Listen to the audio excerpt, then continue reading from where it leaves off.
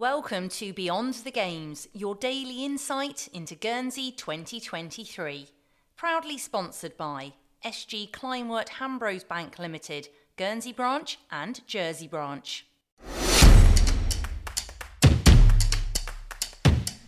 Guernsey Badminton is at a building stage going into this Games, but there should be some success along the way. Player manager Elena Johnson and coordinator Dary Tapp explain what to expect.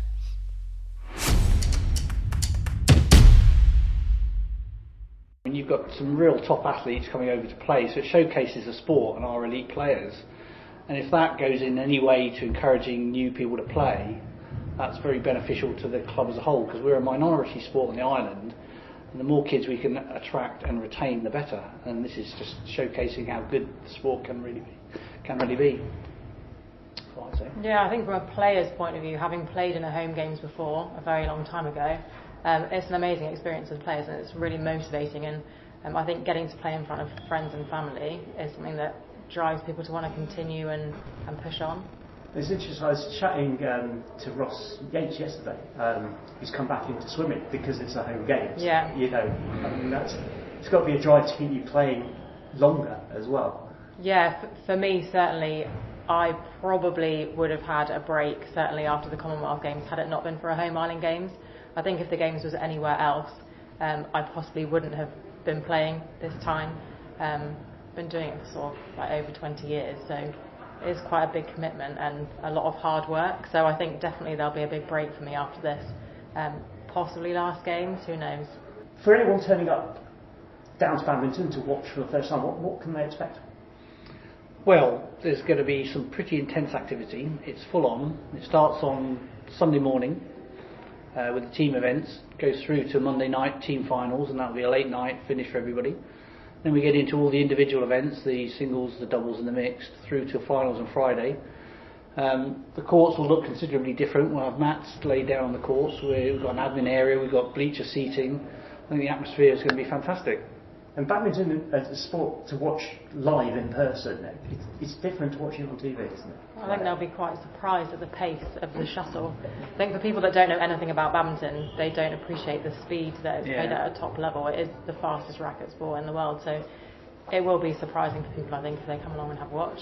Yeah. And there will be live streaming as well, so we'll be live streaming 3 courts as well as the live activities. So. And another good way of exposing the sport, I guess. Absolutely, yeah. And we've got our, through the Island Games Association YouTube channel, everybody's going to be able to see everything. So, what can we expect from Guernsey badminton as a whole at this Games? A real mix of youth and experience, which I think is really exciting because we've had a lot of the same faces in the team for quite a long time. So it's really good that we've got youngsters coming in who are likely to be the people who are carrying the team in years to come. So we've got Alex Tapp and David Trebert coming in on the men's side, and Grace Edwards having her first Games on the women's side. So a real mix. We always have more than half the team have played Commonwealth Games, so we do have an experienced side as well. So a real mix. And I guess it's a good chance for the more experienced players as well to be passing that experience on down the line as well for a tournament that people won't be used to. Yeah, I think certainly for Alex, David and Grace to have a first Games at home with some experienced players is a great stepping stone for them, who will be medal contenders in years to come. What kind of preparation has gone into this as well? I'm thinking both in terms of getting the club ready, but then also in terms of player preparation and how you're stepping up your training, that kind of stuff. Well, on the organisation side, we've been going at this now for 3 years because of the postponement for COVID and stuff like that. So there's a huge infrastructure set up in terms of getting the technical officials over, the court facilities over, all the accommodation, all the travel, all those kind of things as well, all the volunteers that are going to be supporting the effort. Now there's, as you can tell, there's some works going on at the halls to tidy up the halls, so they'll be spruced up and everything like that. So it's a big logistical exercise, ably supported by a massive organisation committee across all sports from the Island Games side of things. But it's been quite challenging. And on the playing side? It feels like we've been preparing for a really long time, obviously with it being postponed. So we started years ago preparing for this Games, and then obviously we had a break. But we've had a sort of solid 2 years of training really hard. And I think the way that we've trained this time has been slightly different. We've had a real squad feel. We've had some of the younger players training with us. We've kind of narrowed our training down a little bit to a smaller squad now, with the team and a few reserves really training. We're doing 4 evening court sessions a week, and other people are doing their own fitness stuff outside of that. So we're working really hard. And expectations for medals as well? We hope so. We're seeded, I believe we're seeded 2 for the team event. We got silver last time. We have got a tough group with Menorca. We did beat them last time, but they'll be tough. They have the men's singles champion and the men's doubles champion from last time. So that's going to be a tricky game. If we can get through that group, we hope we'll get a medal. That's the aim. In the individual events, we've definitely got a few chances. I'd say we've got 4 mixed pairs who are all good enough to medal. And then chances elsewhere as well. We've got Jordan and Emily, who won the mix last time, playing again. Stuart and Chloe in the mix, who played Commonwealths this year. Jordan's medalled in singles in the past. Chloe and I have medalled in doubles in the past. So Stuart and Jordan have medalled in doubles in the past. So we do have quite a few pairs that we think have got a good shout. Some good pedigree there. And particularly thinking about rivals, is there anyone we should be looking out for as well? Obviously in our group it's Menorca that are going to be the tough one, but Greenland are seeded 1. We lost to them in the final last time, so they'll be tough. Faroe Islands are tough. They've got a new coach over there who was he in the top 50 in the world or something? In the world at one point. So he'll be quite good. And then Isle of Man have got some very strong women. That's probably our main competition, I'd say. And can you talk me through a little bit about your preparation in terms of going into big games and how you get yourself ready on the day?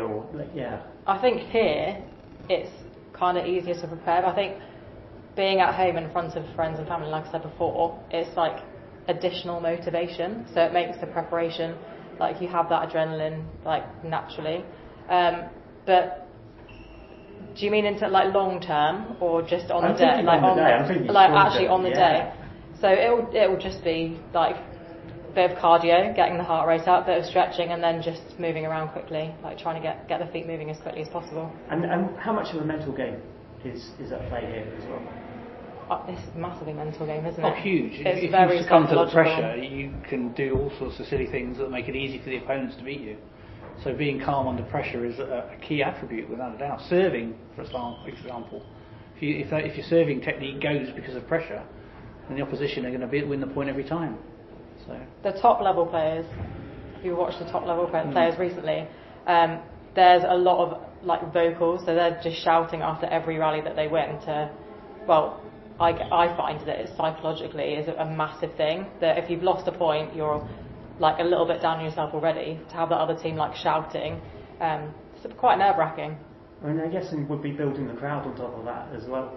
Well, hopefully it's going to play to our advantage, I think. Home pressure crowd though. Could have put some more pressure on. I can imagine Alex is going to feel. Yeah, it can go one of 2 ways. I think. I definitely think I play better here. Yeah. But it's different for different people, I think. Yeah, and I guess for like the younger players as well, it's like an amazing opportunity to further their game, but also and step up and see how far they can take it as well. Because I guess if you show at badminton, you can get right up to play at the Commonwealths, you know. Exactly, yeah. Particularly like Alex and David have had some really good results recently. So they got to the final of the Guernsey Open, and they took the top seeds to 3. So this is an opportunity for them to play at that level and above. So really good opportunity for them. That's great. Anything else you want to run through? No, I'm just really looking forward to getting it started now. Again, there's been a lot of time and effort spent on the organisation. So to get here on the first day and see the play in action and hope everything will go well, I think it's going to be quite an amazing event. The only downside is I'm going to be here 24/7 watching the badminton, so I don't get to enjoy some of the other sports. But hey, yeah, I think. With the last games over here, we did incredibly well. Well, I think we won gold in every event, and silver in most as well. So I think all of the finals bar 1 were exclusively Guernsey. So I think we're at more of a building stage now than we were then. So I was the youngest in that team. We had sort of 2 younger players, but it was mostly like really experienced players like Sally and Sarah and Darren. And so we're probably in a slightly different position this time, so that's not our expectation that we're going to win gold in every event. But if we can come away with a handful of medals, we'll be really pleased.